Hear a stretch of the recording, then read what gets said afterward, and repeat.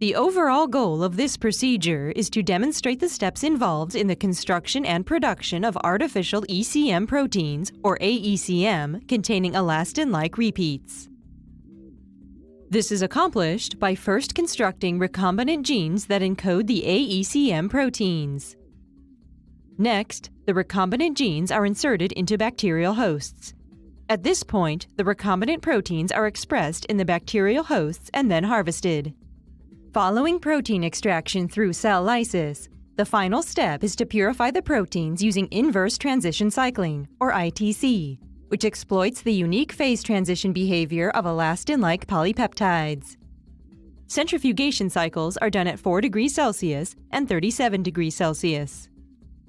Ultimately, gel electrophoresis and Western blot techniques are used to identify the recombinant proteins and determine their purities.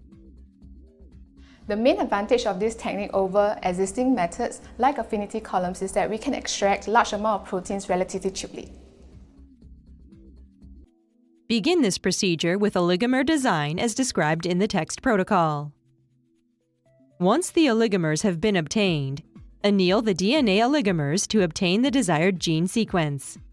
First, dissolve DNA oligonucleotides in DNA oligomer buffer to a final concentration of 1 microgram per microliter.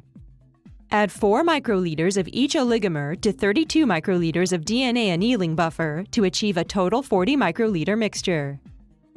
Then, boil a beaker of water using a hot plate and immerse the mixture for 5 minutes at 95 degrees Celsius. Remove the beaker and gradually cool the entire setup in a styrofoam box overnight. The oligomers have now been annealed and are ready for digestion.